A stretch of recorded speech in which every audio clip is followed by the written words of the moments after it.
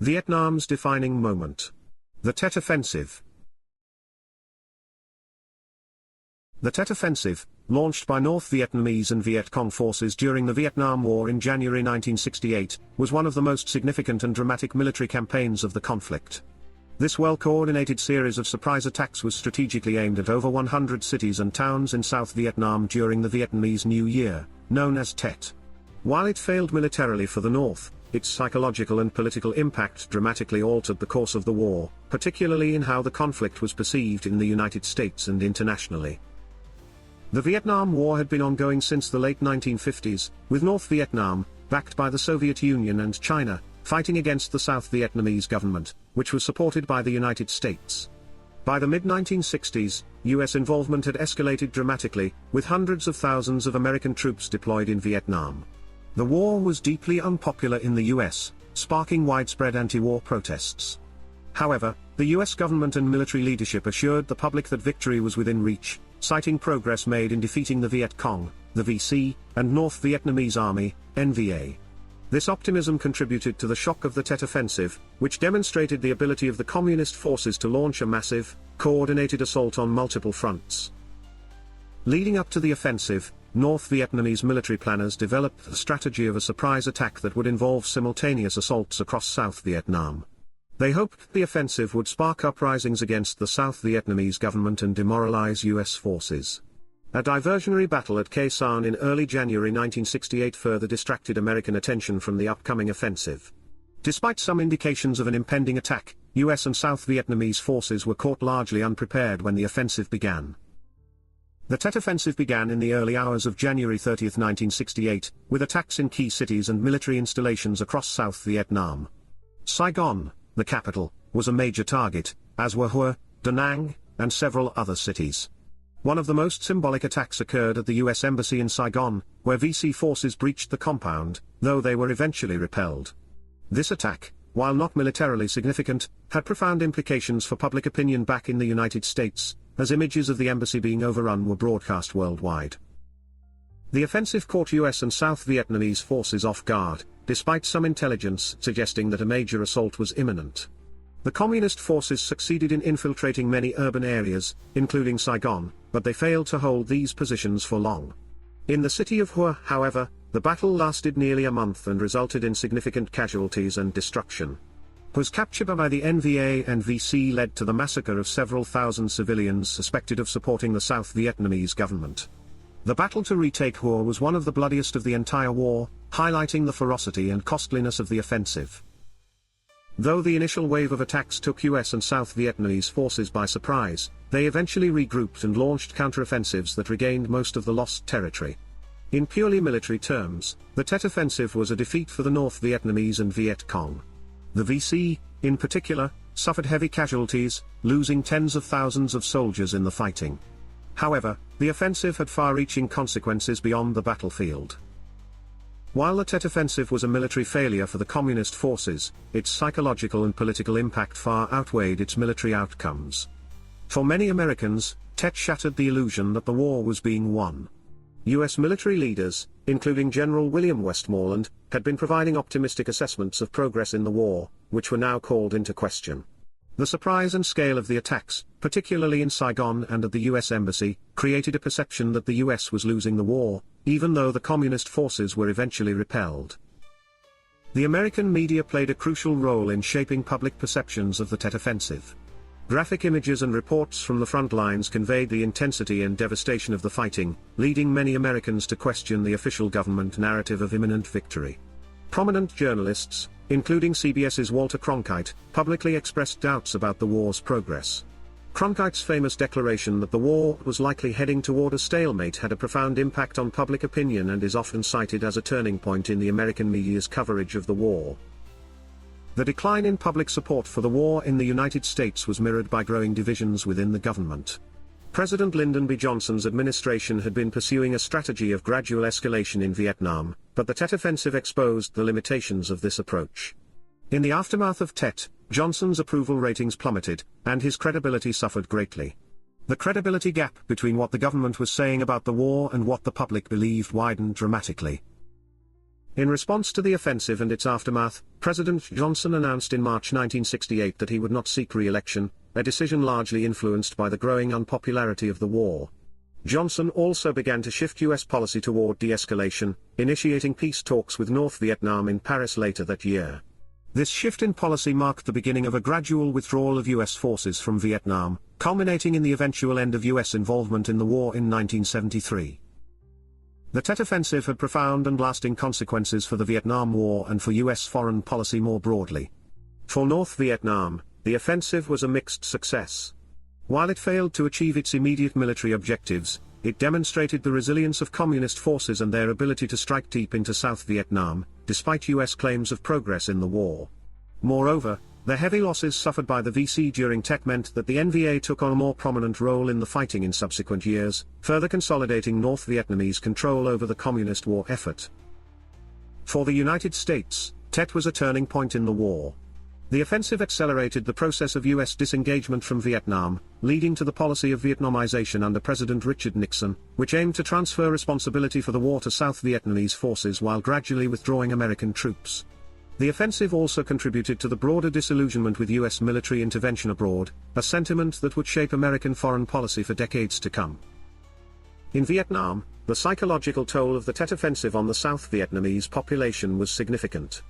The fighting had reached urban areas for the first time on such a large scale, and the destruction caused by the offensive, particularly in cities like Hue, left deep scars on the civilian population. The government of South Vietnam, led by President Nguyen Van Thieu, struggled to maintain control and legitimacy in the aftermath of Tet, as communist forces continued to operate in the countryside, despite their losses. The Tet Offensive was a pivotal moment in the Vietnam War, marking a turning point in both the military and political dimensions of the conflict. Although the offensive failed to achieve its immediate military goals, it succeeded in profoundly altering the course of the war by undermining U.S. public support for the conflict and triggering a shift in American policy toward de-escalation and withdrawal. The legacy of Tet continues to resonate in discussions of military strategy, media coverage of war, and the limits of U.S. foreign intervention.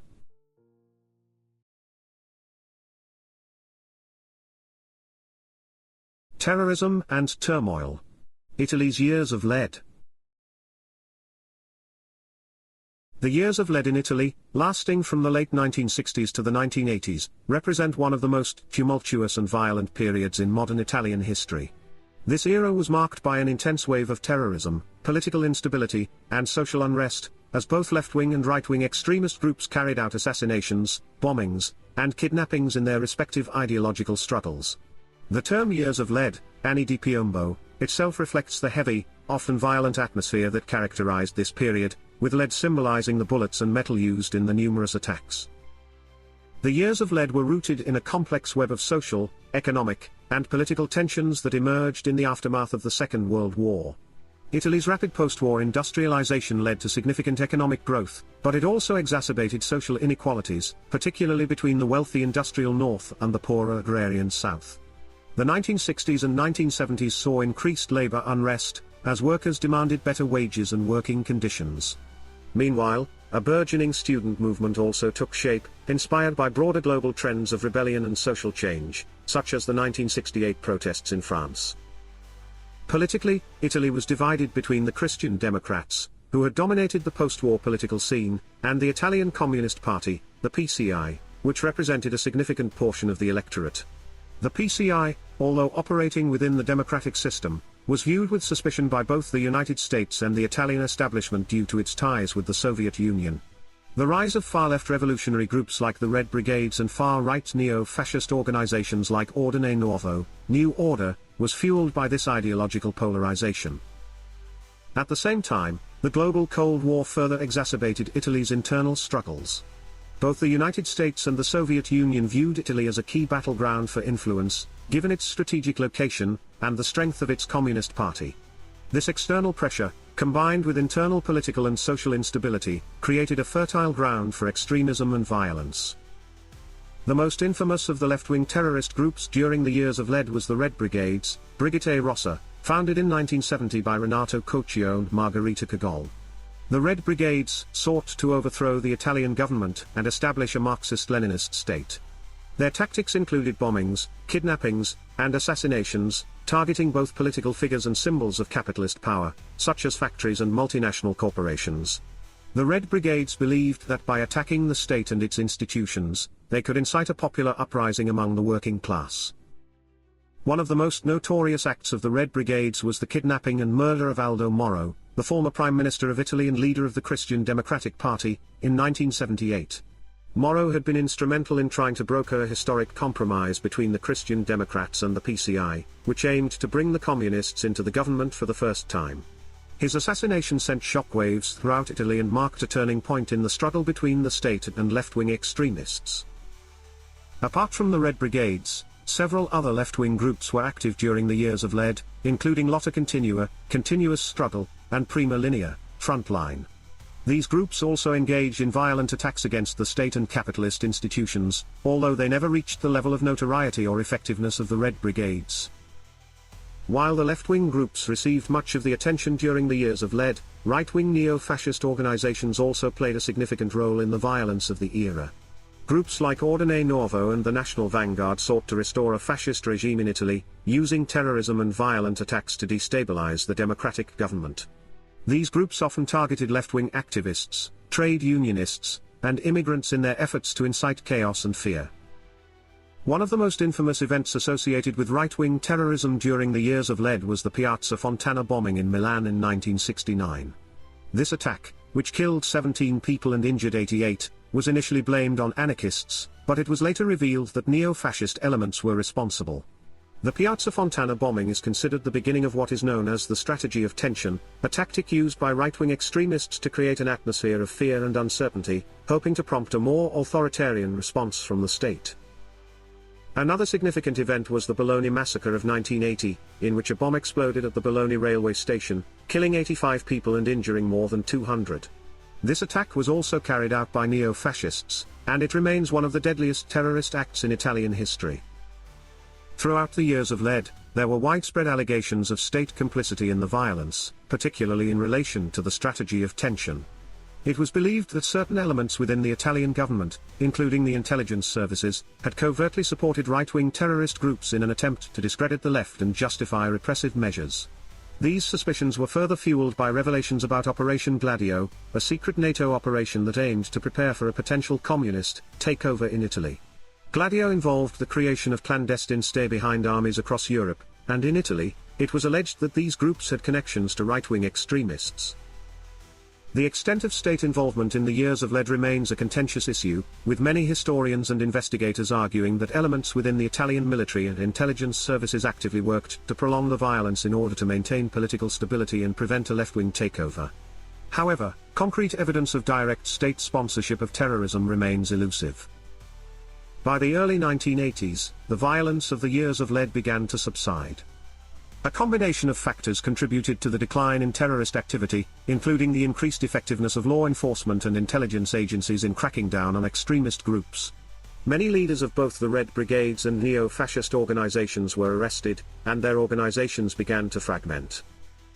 Public support for extremist movements also waned as the violence escalated. The Moro kidnapping, in particular, had a profound impact on Italian society, as many Italians became disillusioned with the revolutionary rhetoric of the left and the reactionary violence of the right. The state's efforts to restore order, combined with the exhaustion of the population after years of violence, eventually led to the stabilization of Italy's political system. The legacy of the years of lead is still felt in Italy today. The violence and instability of the period left deep scars on Italian society, and the unresolved questions about state involvement in the strategy of tension continue to be a source of controversy. Many of the individuals involved in the violence, particularly those from the far right, have never been fully held accountable for their actions. The years of lead were a dark chapter in Italian history, marked by a violent clash of ideologies and a deeply divided society. The era saw the rise of both left-wing and right-wing extremism, as well as widespread suspicion of state complicity in the violence. While the violence eventually subsided, the impact of the years of lead continues to resonate in Italy's political and social life, serving as a reminder of the dangers of extremism, and the fragility of democracy in times of crisis.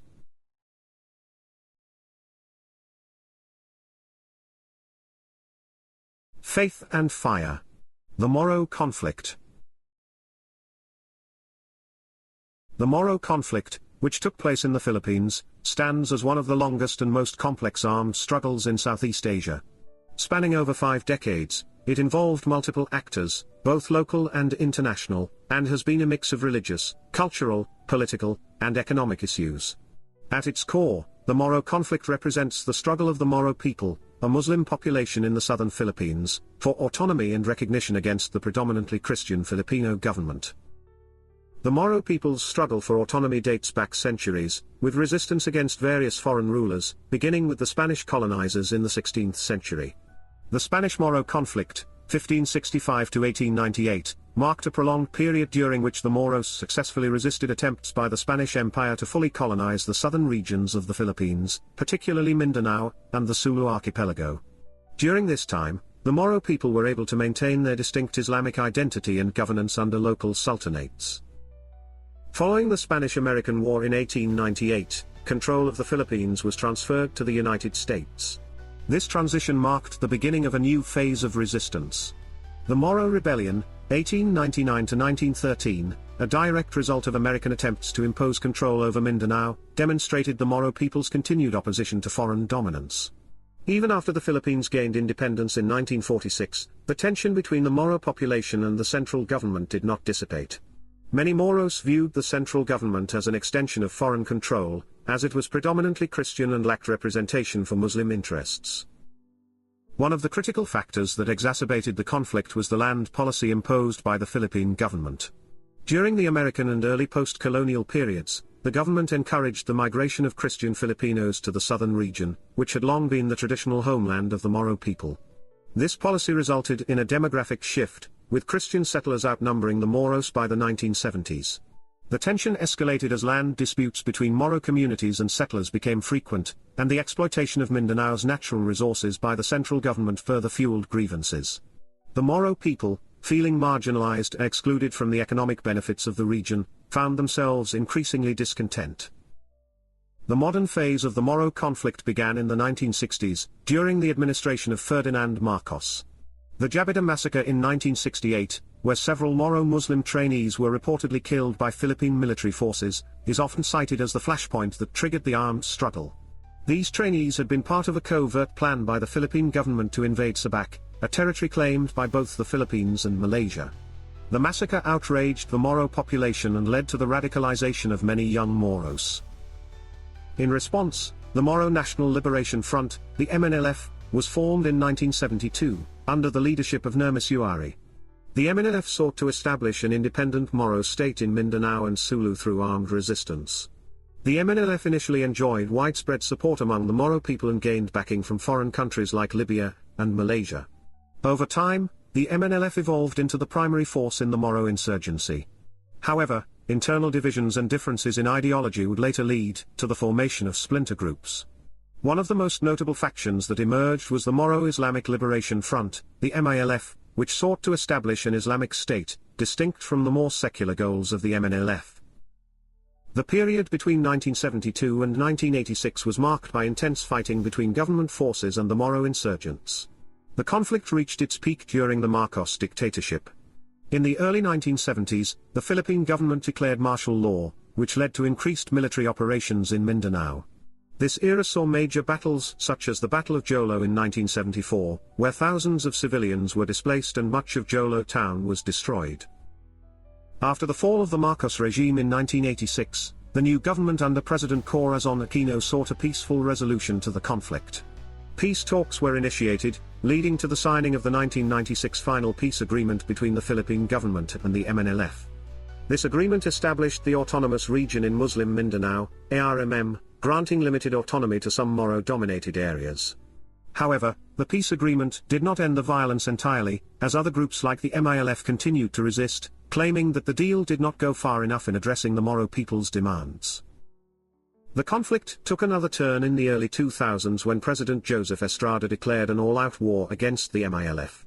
Estrada's military campaign led to significant clashes, including the capture of several MILF strongholds. Although the military gained some ground, the conflict remained unresolved. The Arroyo administration, which succeeded Estrada, resumed peace talks with the MILF. These negotiations culminated in the signing of the Comprehensive Agreement on the Bangsamoro, CAB, in 2014, under President Benigno Aquino III. The CAB paved the way for the creation of the Bangsamoro Autonomous Region in Muslim Mindanao, BARMM, replacing the ARMM. The Moro conflict has had devastating effects on Mindanao and the Philippines as a whole. The conflict has claimed the lives of thousands of combatants and civilians. Estimates suggest that over 120,000 people have died due to the violence, with countless others displaced from their homes. The constant state of conflict has stunted the economic growth of Mindanao, one of the richest regions in terms of natural resources but also one of the poorest in terms of development. The protracted conflict has also led to the rise of extremist groups such as Abu Sayyaf and the Bangsamoro Islamic Freedom Fighters, BIFF, which have resorted to terrorism and kidnappings. These groups, though smaller in size than the MNLF and MILF, continue to pose a security threat, not only to the Philippines but to neighboring countries like Malaysia and Indonesia. On a broader scale, the Moro conflict has shaped the political landscape of the Philippines. Successive governments have been forced to negotiate peace while simultaneously maintaining military pressure on insurgent groups. The conflict has also highlighted the deep-seated issues of poverty, underdevelopment, and political marginalization that have plagued the southern Philippines for decades. The Moro conflict remains a defining chapter in Philippine history. It represents a complex and multifaceted struggle that spans issues of religion, ethnicity, land, and political autonomy. Despite multiple peace agreements and the establishment of the Bangsamoro Autonomous Region, the path to lasting peace remains fragile. The Moro people's quest for self-determination and recognition continues to evolve, as new challenges and actors emerge in the region. Moving forward, the success of the peace process will depend on the ability of both the Philippine government and Moro leaders to address the root causes of the conflict, including economic inequality, political representation, and respect for cultural identity.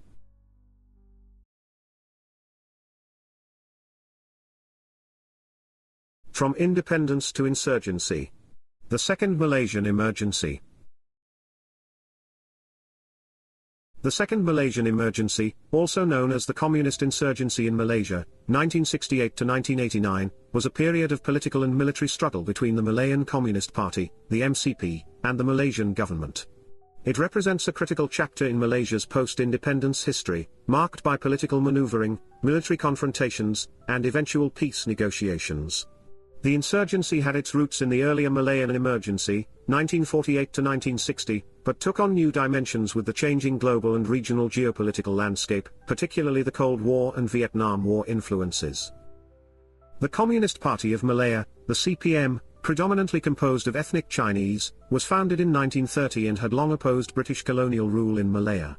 During the First Malayan Emergency, 1948 to 1960, the CPM engaged in guerrilla warfare against the British colonial authorities, demanding independence and the establishment of a communist state. Following the end of the First Malayan Emergency in 1960, the CPM retreated into the dense jungles along the Malaysian-Thai border and reorganized itself, waiting for an opportunity to reignite its revolutionary struggle. By the mid-1960s, Malaysia had gained independence, and the new nation was undergoing rapid political and social changes.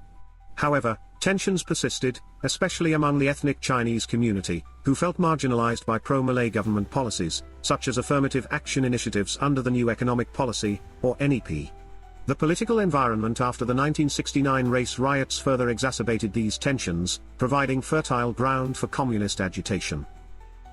The CPM took advantage of this growing discontent, particularly among Chinese youth, many of whom were disillusioned by the government's policies. By 1968, the MCP had rebuilt its forces, totaling around 1,600 active fighters, with an equal number of reserves. The party sought to reignite its armed struggle against the Malaysian government by drawing inspiration from the successful communist movements in Vietnam and China. The second phase of the communist insurgency began in earnest in 1968, when the MCP ambushed Malaysian security forces in Kro Bitong, killing 17 soldiers. This marked the official start of the insurgency and demonstrated the MCP's renewed strength. The MCP's tactics were more aggressive and organized than during the first emergency, partly due to the training and experience its fighters had acquired during the lull period from 1960 to 1968. From 1968 to 1975, the MCP carried out a series of attacks on Malaysian government forces and targeted infrastructure. These guerrilla operations, modeled on the tactics employed by the Viet Cong in Vietnam, involved ambushes, sabotage, and propaganda dissemination. The CPM sought to win the hearts and minds of the rural population, particularly the Orang Asli, Aboriginal communities, by offering them protection and assistance. The Malaysian government responded to the insurgency with a combination of military and developmental strategies. One of the key programs implemented was the Security and Development Program, KESBAN, which aimed to secure rural areas and win the loyalty of the population through development initiatives. Infrastructure projects such as road construction, the building of schools and hospitals, and the provision of utilities like water and electricity were meant to improve the lives of rural Malaysians while denying the CPM access to recruits and resources. By the mid-1970s, the Malaysian government had significantly increased its security forces and introduced strict counterinsurgency measures, including press censorship and resettlement programs that relocated communities in insecure areas. Unlike during the first Malayan emergency, however, the government avoided declaring a full-scale emergency, recognizing the negative impact such a declaration would have on the economy and foreign investment. Despite its early successes, the MCP began to lose momentum in the mid-1970s.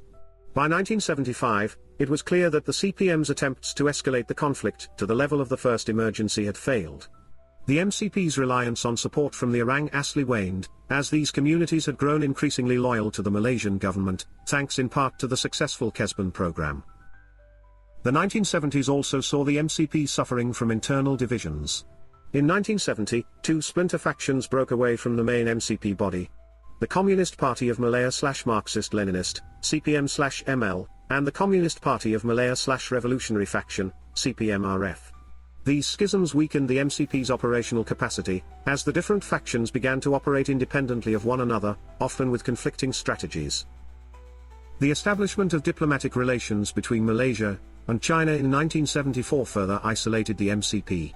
China had been a significant ideological and logistical supporter of the MCP, but following its rapprochement with Malaysia, Beijing pressured the MCP to seek peace. In 1981, Chinese leader Deng Xiaoping encouraged the MCP to negotiate with the Malaysian government, signaling the diminishing international support for communist insurgencies. By the early 1980s, the MCP had lost much of its earlier strength, with its numbers reduced to around 500 fighters. The collapse of the Soviet Union and the broader decline of communist movements worldwide further weakened the MCP's resolve. In 1988, the MCP leadership agreed to peace talks with the Malaysian government, recognizing that its revolutionary ambitions were no longer viable. The final chapter of the communist insurgency in Malaysia came on December 2, 1989, when the MCP signed a peace agreement with the Malaysian government in Hat Yai, Thailand. The peace accord did not require the MCP to surrender but rather to cease all militant activities. The MCP officially disbanded, and its members were allowed to reintegrate into Malaysian society, marking the end of over 2 decades of insurgency. The second Malaysian emergency had far-reaching consequences for Malaysia.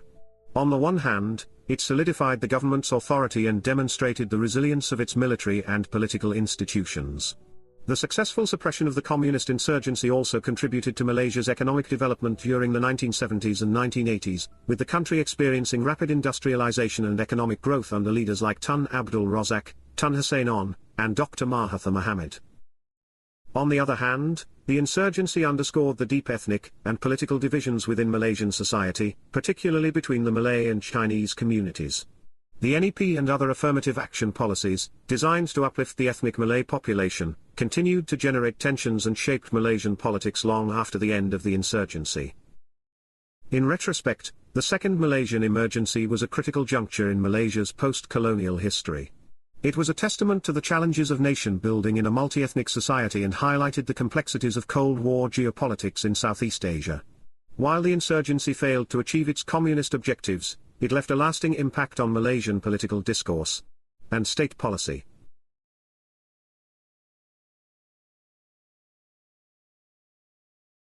A path to global nuclear stability. The Treaty on the Non-Proliferation of Nuclear Weapons. The Treaty on the Non-Proliferation of Nuclear Weapons, NPT, represents one of the most significant diplomatic efforts aimed at preventing the spread of nuclear weapons and fostering global cooperation in the peaceful use of nuclear energy. Since its inception, the NPT has become a cornerstone of international arms control, receiving widespread endorsement and participation. Signed in 1968 and entering into force in 1970, the treaty has become one of the most subscribed to arms limitation and disarmament agreements in history, with 191 parties by 2016. The NPT arose in response to growing global fears about nuclear proliferation in the post-World War II and Cold War periods. The atomic bombings of Hiroshima and Nagasaki in 1945, followed by the nuclear arms race between the United States and the Soviet Union, revealed the catastrophic potential of nuclear warfare. By the 1960s, many feared that nuclear weapons could spread to dozens of countries. Predictions foresaw as many as 25 to 30 nuclear-armed states by the mid-1980s. Such a scenario posed existential risks for humanity, prompting the need for an international framework to prevent the unchecked dissemination of nuclear technology. Negotiations leading to the NPT were conducted under the auspices of the United Nations, particularly by the 18-Nation Committee on Disarmament, which had been established to manage disarmament issues. The treaty's negotiation process was lengthy, but a final agreement was reached between 1965 and 1968. The US and the Soviet Union played pivotal roles in pushing forward the negotiations, recognizing that nuclear proliferation beyond the existing nuclear powers threatened both their security and global stability. The NPT is structured around three central objectives: nuclear non-proliferation, disarmament, and the peaceful use of nuclear energy. These objectives are enshrined in the treaty's key provisions. 1. Nuclear non-proliferation, Articles 1 and 2. The treaty categorizes countries into nuclear weapon states, NWS, and non-nuclear weapon states, NNWS. Article 1 prohibits NWS from transferring nuclear weapons or related technologies to any recipient, while Article 2 obliges NNWS to refrain from developing or acquiring nuclear weapons. This framework sought to prevent the horizontal proliferation of nuclear weapons, meaning the spread of nuclear capabilities to states that did not already possess them. 2. Disarmament, Article 6. Article 6 is perhaps the most controversial and aspirational of the treaty's provisions, as it obliges all parties to pursue negotiations in good faith toward nuclear disarmament. Specifically, it calls for measures that would lead to the cessation of the nuclear arms race and the eventual elimination of nuclear weapons. The commitment to disarmament is often seen as a trade-off. In exchange for NNWS agreeing not to pursue nuclear weapons, NWS are expected to take steps toward reducing their own arsenals. 3. Peaceful use of nuclear energy, Article 4. The NPT acknowledges the inalienable right of all parties to pursue nuclear energy for peaceful purposes, such as energy production, medical applications, and scientific research. Article 4 ensures that the benefits of nuclear energy technology are shared, particularly with developing countries, while maintaining strict safeguards to prevent diversion to weapons programs. The implementation of the NPT's provisions is monitored by the International Atomic Energy Agency, IAEA, particularly through safeguards agreements, Article 3. NNWS are required to subject their nuclear facilities and materials to IAEA inspections to ensure that they are not being diverted to weapons programs. This system of inspections and monitoring is central to maintaining trust between the parties and ensuring compliance. Despite the treaty's success in limiting nuclear proliferation, enforcement of the NPT's provisions has been challenging. One of the primary criticisms is that certain states, most notably India, Pakistan, and Israel, have developed nuclear weapons outside of the NPT framework. These countries are not signatories to the NPT and therefore do not face its restrictions. Additionally, North Korea, which joined the NPT in 1985, withdrew in 2003 after conducting nuclear tests in violation of its treaty obligations. While the NPT has been largely successful in limiting the number of nuclear-armed states, it has not been without significant criticism. One of the major points of contention is the perceived inequity between nuclear weapon and non-nuclear weapon states. Many NNWS have expressed frustration with the slow progress toward nuclear disarmament. Article 6, which calls for negotiations toward nuclear disarmament, has seen limited results, with the 5 recognized nuclear weapon states, US, Russia, China, France, and the UK, retaining large arsenals. As of recent estimates, the combined stockpiles of these states still number around 13,400 nuclear warheads. Critics argue that the failure of NWS to significantly reduce their arsenals undermines the treaty's legitimacy and creates a double standard.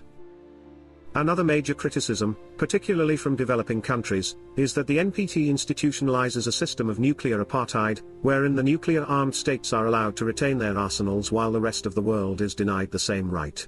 This has led some states to view the NPT as a tool for maintaining the geopolitical dominance of the existing nuclear powers, rather than promoting universal disarmament. Article 4 of the NPT grants all parties the right to access nuclear technology for peaceful purposes, such as energy generation. However, some critics argue that this provision creates a loophole, as technologies used for civilian nuclear energy, such as uranium enrichment, can also be applied to weapons production.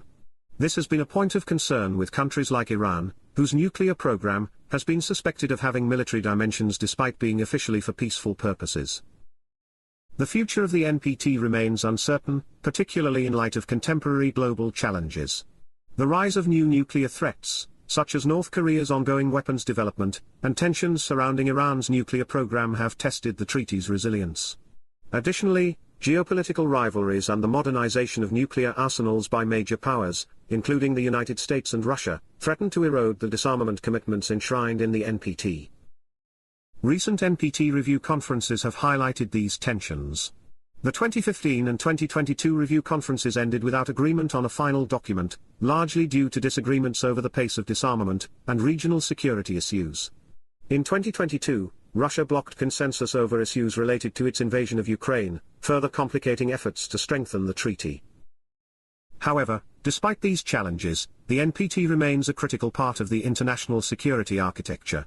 Its near-universal membership underscores its enduring relevance, and the treaty's indefinite extension in 1995 reflects the international community's commitment to preventing the proliferation of nuclear weapons.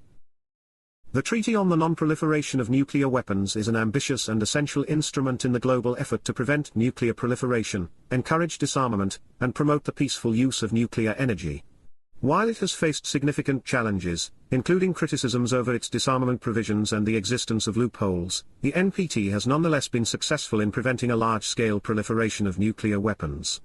As the world navigates new nuclear challenges in the 21st century, the NPT will continue to play a crucial role in shaping global security and arms control.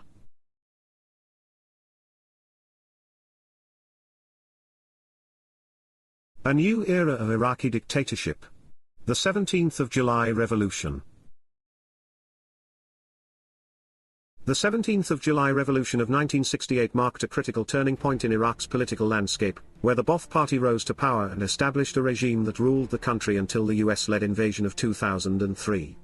This event, which was primarily a coup, involved key political and military figures and set Iraq on a path of both economic and political transformations. The 17th of July Revolution was significant not only for its immediate political effects but also for its lasting impact on the country's governance, foreign policy, and relationship with the international community. By the late 1960s, Iraq was already reeling from a decade of political turbulence, having witnessed a series of coups and regime changes since the 1958 overthrow of the Hashemite monarchy. The Ba'ath Party first came to power in Iraq in 1963 but was quickly ousted in the November 1963 coup due to internal divisions and conflicts with other factions within the military. Iraq, by 1968, was under the leadership of President Abdul Rahman Arif, a relatively weak leader who assumed power after the death of his brother Abdul Salam Arif. His regime faced multiple challenges, including economic stagnation, and the country's diminishing role in regional politics. The political environment in Iraq was further destabilized by the Arab world's defeat in the Six-Day War of 1967, which led to the loss of significant Arab territory to Israel. The Ba'ath Party and other nationalist factions capitalized on the post-war disillusionment, exploiting the perceived failures of the Arif government, which had failed to assert Iraq's position in the Arab-Israeli conflict. The Baathists accused the government of not utilizing Iraq's vast oil wealth for national purposes, particularly in the battle against Israel. This narrative helped the Ba'ath Party build support within the military, and among nationalist groups who felt that Arif's government had been too weak in addressing these issues. The coup of the 17th of July 1968 was orchestrated by the Ba'ath Party under the leadership of General Ahmed Hassan al-Bakr, along with key figures like Obad ar-Razzaq and Naif and Salih Mahdi Amash. Despite being labeled a bloodless coup, it was meticulously planned to neutralize potential opposition within the government and military. Obad ar-Rahman Arif was swiftly removed from office and forced into exile, while Prime Minister Tahir Yahya was also ousted. On the same day, Naif was installed as Prime Minister, with al-Bakr becoming president of Iraq. The coup succeeded largely due to the element of surprise and the disunity among the military ranks, many of whom had grown disillusioned with the Arif government. Ba'athist conspirators, including al-Bakr, Salih Madiamash, and Hardan al-Tikriti, worked together to consolidate power within hours of the takeover. According to some reports, future President Saddam Hussein played a critical role in ensuring the success of the coup, personally escorting Naif out of Iraq when al-Bakr sought to consolidate his control over the party and government. In the immediate aftermath of the 17th of July revolution, the Ba'ath Party moved quickly to consolidate its control over Iraq's political institutions. Abd ar-Razzaq an-Naif, who had briefly served as prime minister, was forced into exile within weeks of the coup, and by the 30th of July 1968, the Ba'ath Party had established total control over the country's political apparatus. Al-Bakr was named both president and prime minister, assuming control over the military as commander-in-chief. The Ba'athist regime also initiated a series of purges, targeting individuals and groups that posed a threat to the newly established government. A significant purge was directed at Iraqi Jews, who were accused of espionage for Israel. In 1969, the regime publicly executed 14 people, including 9 Iraqi Jews, as part of a broader campaign to denounce foreign influence, particularly that of the United States and Israel. This served as a signal to both domestic and international audiences that the Ba'athists were serious about eliminating perceived threats and asserting Iraq's sovereignty. As the Ba'ath Party consolidated its grip on power, Saddam Hussein emerged as a key figure within the new government. Though he did not immediately assume a top leadership position, Saddam played a crucial role in the party's security apparatus, organizing intelligence and military operations to suppress dissent and eliminate potential rivals. His involvement in the coup and subsequent purges positioned him as one of the most influential members of the Ba'athist regime. Hassan al-Bakr, who served as president, increasingly relied on Saddam to manage internal security and deal with challenges from both within the party and the broader Iraqi society. Saddam's ruthless efficiency in dealing with opposition solidified his reputation as a power broker within the regime, paving the way for his eventual ascension to the presidency in 1979. One of the primary goals of the Ba'ath Party was to transform Iraq's economy, particularly by leveraging its vast oil wealth. While the previous government had taken steps to nationalize parts of the oil industry, it was under Ba'athist rule that full nationalization of the Iraq Petroleum Company, IPC, was completed in 1972. This move allowed the government to control Iraq's oil revenues, which were subsequently used to fund ambitious development projects, including infrastructure improvements, education reforms, and social welfare programs. The Ba'athist regime also sought to modernize Iraq's agricultural and industrial sectors, implementing land reforms and investing in state-run enterprises. However, these reforms were not without controversy, as they often involved the expropriation of private property and the centralization of economic control under the Ba'athist leadership. Despite these challenges, the regime's economic policies resulted in significant improvements in Iraq's standard of living during the 1970s. In the broader context of the Arab Cold War, the 17th of July revolution had significant implications for Iraq's foreign relations.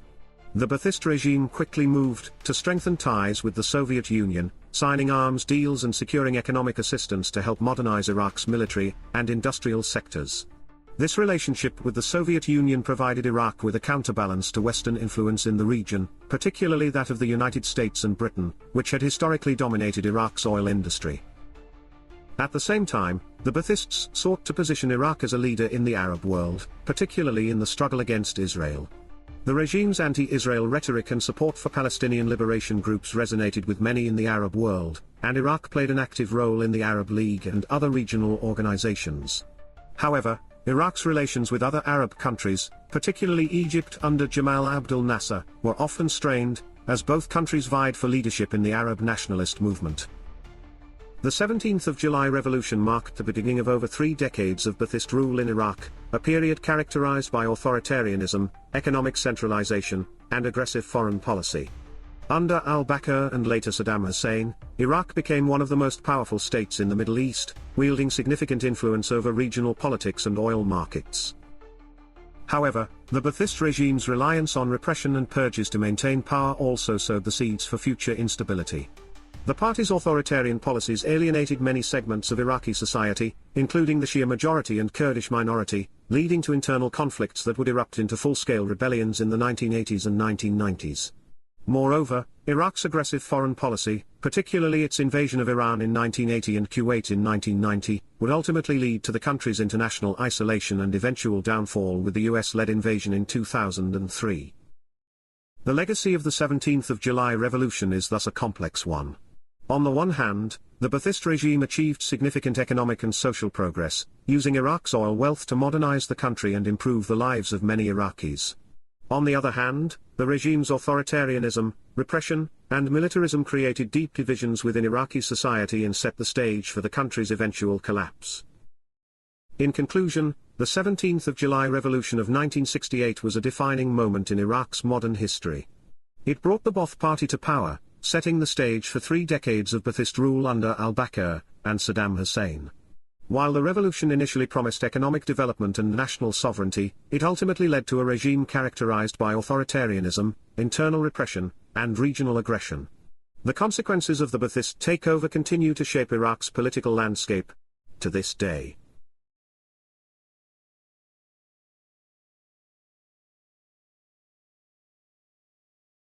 In the next chapter, we will explore NASA's Apollo program, including Apollo 8's historic journey around the Moon, as well as the Prague Spring in Czechoslovakia, and the era of the Troubles in Northern Ireland. Please like and subscribe. Please.